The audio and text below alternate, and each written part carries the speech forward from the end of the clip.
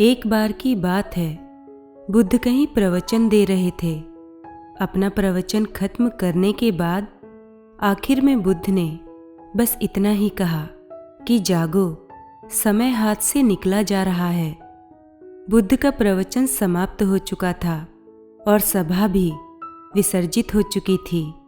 उसके बाद बुद्ध ने अपने प्रिय शिष्य आनंद से कहा, चलो आनंद, थोड़ी दूर घूमकर आते हैं। आनंद गुरुदेव की आज्ञा का पालन करते हुए उनके साथ चल दिए। अभी वे विहार के मुख्य द्वार तक ही पहुंचे थे कि एक किनारे रुककर खड़े हो गए। प्रवचन सुनने के बाद लोग एक एक कर बाहर निकल रहे थे, इसलिए भीड़ सी हो गई थी।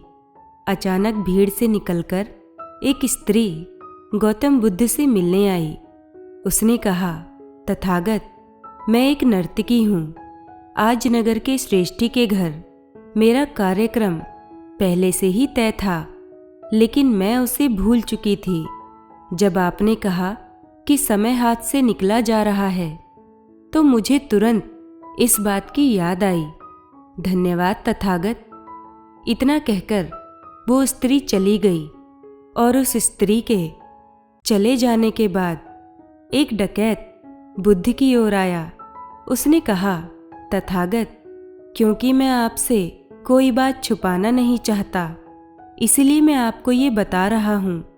मैं भूल गया था कि आज मुझे एक जगह डाका डालने जाना था, पर आज आपका उपदेश सुनते ही मुझे अपनी योजना याद आ गई, क्योंकि आपने कहा कि जागो, समय हाथ से निकला जा रहा है, इसलिए मुझे वो योजना याद आई। बहुत बहुत धन्यवाद तथागत।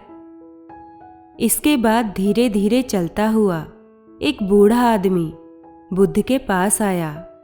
बूढ़े आदमी ने बुद्ध से कहा, तथागत, जिंदगी भर दुनियावी चीज़ों के पीछे भागता रहा।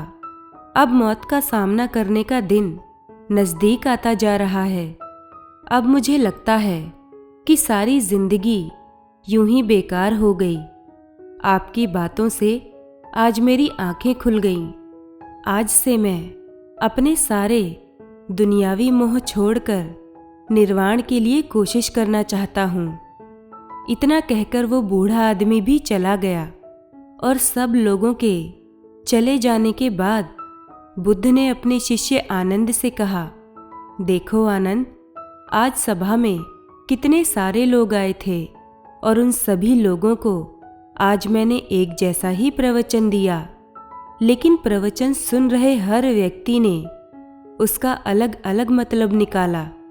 जिसकी जितनी समझ होती है वो उतनी ही चीज़ें ग्रहण कर पाता है। इसी तरह जिसकी जितनी झोली होती है उतना ही दान वह समेट पाता है। निर्वाण प्राप्ति के लिए भी मन की झोली को उसके लायक होना होता है।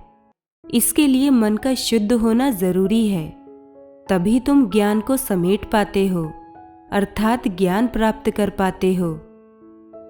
दोस्तों, इस कहानी में गौतम बुद्ध ने एक बहुत ही गहरी बात कही है कि हम सभी वैसी ही चीज़ें ग्रहण करते हैं जैसी हमारी भावना होती है।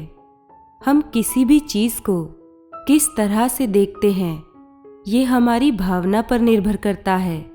इसीलिए बुद्ध हमेशा कहते हैं कि अच्छी भावना से किया गया हर कार्य सफल होता है और एक उत्तम व्यक्ति वही है जो अपने आप को और अपनी इंद्रियों को वश में रखकर आगे बढ़ता जाए।